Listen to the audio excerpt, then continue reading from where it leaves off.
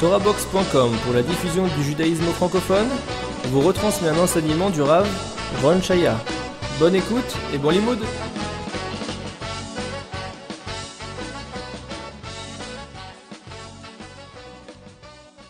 Alors on m'a demandé ici de traiter encore ce coup qu'on a fait hier entre la entre guillemets guerre qu'il y a eu entre les chassidim et les mitnagdim. Donc ceux qui n'étaient pas d'accord avec le mouvement chassidi. Il faut comprendre que lorsqu'on parle de guerre qu'il y a au sein du peuple juif, il faut très bien comprendre qui fait la guerre et pourquoi on fait la guerre. D'habitude, il y a deux guerres. Il y a la guerre qui est intelligente et la guerre qui est bête. Il y a eu même type de grande marloquette, de grande bagarre, guerre qui a ravagé l'Europe à l'époque. C'était une marloquette entre Rabbi Yotan Eibshitz et le Rav Yabetz, Rabbi Yaakov Ben Tzvi Emden, les deux plus grands rabbins du monde à l'époque. Sur un sujet tout à fait anodin, les talismans. Est-ce qu'on peut utiliser les talismans, oui ou non? Le Talmud parle de talismans, kaméa. Ce sont des inscriptions sur parchemin d'habitude, où on rappelle des noms d'anges. Des fois, il y a même des conjurations d'anges. Chaque personne peut faire des choses pareilles, mais il y a des talismans qui ont un pouvoir. Tu utilises des forces divines, tu rappelles le nom de ces anges-là, et ça peut aider.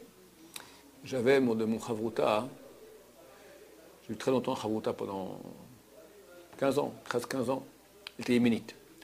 Il avait hérité de sa famille un kaméa, un talisman, pour les femmes enceintes, pour pas qu'elles fassent de fausses couches. La femme devait porter cela mettre une ceinture. Une ceinture comme ça, dans la ceinture, il y avait comme ça, une ceinture en tissu, il y avait un talisman comme ça. Et il commençait à vieillir, alors il l'a amené une fois chez Rav Kadouré, Zatzal.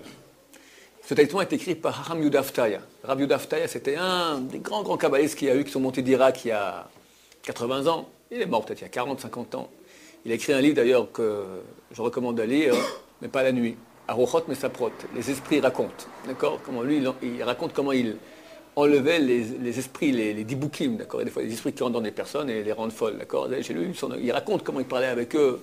Même il a eu l'âme de Shaib Tatzvi qui est revenu dans quelqu'un. Il a travaillé avec lui. Oh, c'est un livre passionnant, il ne faut pas lire ça la nuit parce qu'après on fait des cauchemars. Là, Arochot, les fantômes racontent, les esprits racontent.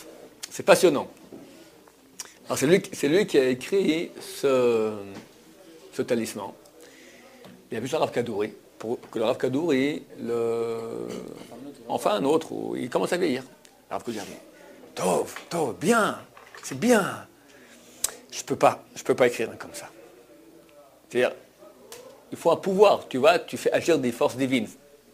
Même le Rav Kadouri, dans sa grandeur, ne pouvait pas écrire une chose aussi forte que cela. D'ailleurs, le Rav Yehuda Haftaya raconte qu'il se faisait jeter à terre, je crois qu'il y a beaucoup d'enfants qui sont morts, enfin les forces se vengent, tu peux pas comme ça aller commencer à utiliser des forces comme ça et rien ne se passe, tu joues avec le feu en deux mots, bon. Lui il était prêt à faire des choses pareilles. Alors Rav Kadouri a dit c'est bon, je ne peux pas écrire un pareil, mais ce que je peux faire, je peux réécrire dessus. Alors il a réécrit dessus, comme ça pour le rénover. Et écrire un truc déjà écrit, c'est tellement dur. En quoi c'était difficile, je comprends. Il y avait déjà les mots, les lettres, il suffisait de reprendre un parchemin et de le réécrire. Non mais tu fais une action quand tu écris. Tu fais une action de conjuration de force divine. Elles vont te dire de quoi tu te mets, dégage. Moi, toi, espèce de minus, tu viens me prendre moi une force divine maintenant pour tes trucs. Non, ça existe déjà, quoi. Hein? Il existe déjà. Mais c'est qui a fait ça? Hamdou Haftaya, un grand. Et moi, je donne une bonne raclée pour ce qu'il. Mais toi, tu viens tous faire ça? Dangereux. Je ne vois pas, non, on ne parle pas de choses rationnelles maintenant, on parle vraiment de talisman, d'accord? Alors, Rav Kadouri donc a réécrit cela. J'ai un élève qui a un problème, sa femme avait eu 2 fausses couches, je pense, de suite, donc il m'a demandé que je lui prête le talisman. Il me l'a rendu. On a mis dans un petit sac en nylon comme ça. Il a posé sur le porte-manteau et ça a disparu de la circulation. Le nettoyeur est venu, il a dû voir que c'est tombé par terre. Ouais. Des mois, j'ai pas osé rappeler mon chavruta pour lui dire que c'était perdu. Et un beau jour, j'ai dû lui dire et voilà. Il a peut-être. Non, mais c'est dommage pour toutes les femmes qui... c'est un truc qui marche bien. Ça marche bien. Elle a eu une fausse couche, la dame là-bas? Non, non. Alors, il y avait une grande discussion, marloquette, bagarre, entre le Rabbi Tana Eibshitz, c'était environ il y a 300 ans, et encore sur le même background dont on a parlé hier, c'était l'époque qui était après Shabtai Tzvi. Shabtai Tzvi, vu que c'était un grand kabbaliste, et il a influencé, d'après la Kabbalah, beaucoup de juifs, c'était le faux messie, et beaucoup de juifs, à cause de lui, ont quitté la Torah. Donc les rabbins mettraient pas à chaque fois qu'il y avait une chose qui était un peu trop kabbalistique comme ça, ils ne voulaient pas... On se méfie de ce on veut être très rationnel, pas... C'est tout, le talisman, c'est tout ce qu'il y a de moins rationnel, c'est tout à fait irrationnel.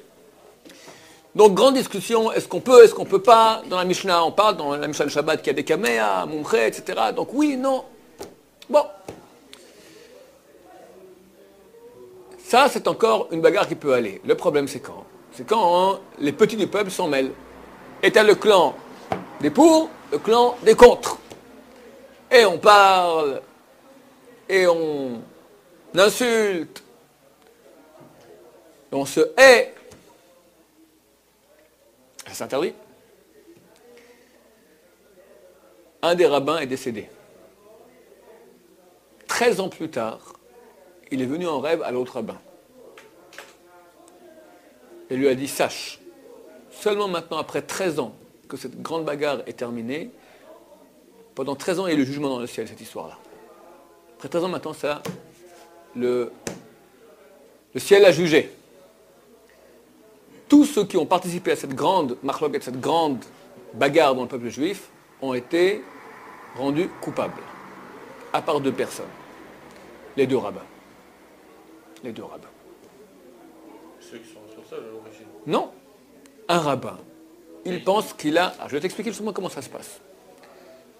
Moi, je comprends maintenant que j'ai la vérité. Je crois que l'autre a tort. Et s'il fait comme ça, ça amène beaucoup de mal au peuple d'Israël. J'ai les preuves, je suis convaincu. Je suis un grand de la Torah. Je suis les Shem Shamaim. Ce n'est pas pour mon kavod, pas pour ceux de ma maison, de ma famille. Je fais ça pour le kavod de Dieu. L'honneur de la vérité. Je me bats, je me fais tous les jours, plusieurs fois par jour, un scanner. Est-ce que c'est pour moi ou c'est complètement pour la vérité? Ça, c'est un grand d'Israël. Lui, il a tort.